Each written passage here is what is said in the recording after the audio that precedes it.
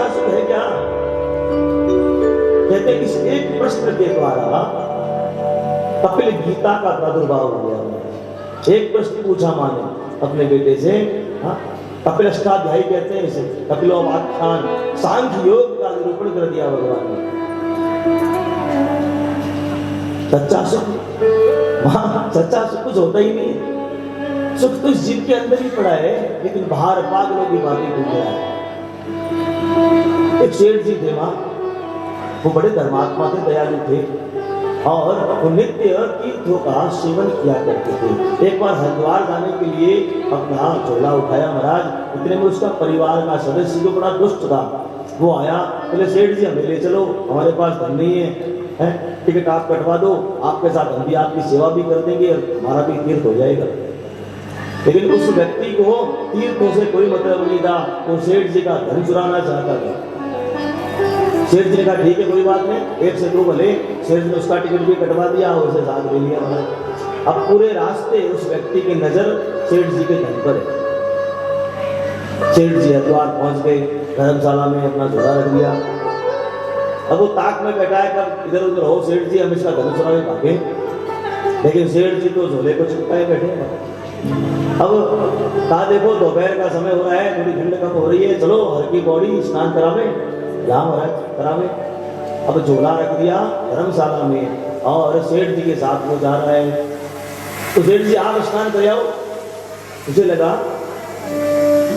कि सेठ जी जिस वस्त्र को पहन रखा उसमें ही धन होगा, बाहर निकले हैं तो। जैसे सेठ जी गए स्नान करने के लिए, हर हर गंगे सारे वस्त्र को टटोल लिया, लेकिन धन नहीं मिला। रात्रि का समय हुआ तो रात में घोर नींद चल रही थी सेठ जी की। उस समय फिर देखा, लेकिन धन नहीं मिला। सारा झोला देख लिया, उनके वस्त्रों को देख लिया, यहाँ तक कि जब उन्होंने करवट बदली तो तकिया भी देख लिया, लेकिन धन मिला नहीं। एक कमरा था, अलमारी को नहीं, उसमें खर्च करते दिख रहे थे सेठ जी, लेकिन धन तो है, पक्की बात है। करते करते 7 दिवस निकल गए, लेकिन उसे धन मिला नहीं। रात रात भर जगता रहता, पागलों की बातें, लेकिन धन मिला नहीं महाराज। अब 7वां दिन आया, वापस घर जाने का समय आ गया। कहते हैं ना तीर्थों में जाओ तो मानसिकताएं बदल जाती है, उसकी भी मानसिकता बदल गई। रोज स्नान करते करते गंगा जी का जल जल लगा, तो चरणों में गिर गया। सेठ जी मैं क्षमा चाहता हूँ। क्या हुआ बेटा? बोले महाराज मैं कोई तीर्थ तीर्थ करने नहीं आया था, मैं तो आपको लूटने आया था।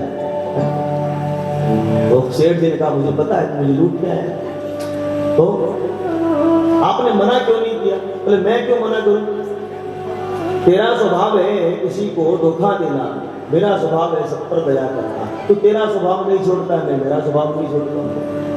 बोले ठीक है महाराज ये सब तो ठीक है, मुझे एक बात बताइए, मैं 7 दिनों से सोया नहीं हूँ।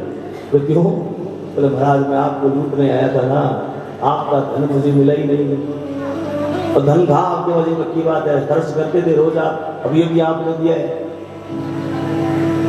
बोले धन तेरे पास ही तो था?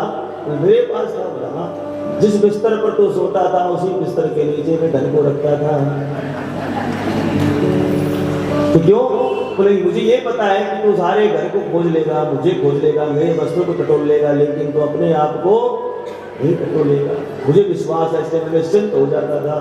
प्रथम दिवस से ही मैंने तेरे तकिए के नीचे, तेरे बिस्तर के नीचे धन को छुपा दिया था।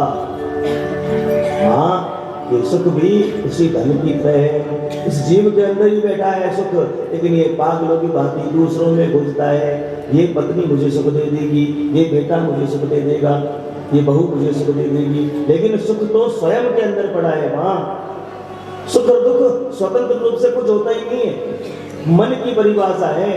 मन में मान लिया मैं सुखी हूं तो मैं सुखी हूं, तो मन में मान लिया मैं दुखी तो मैं दुखी हूं।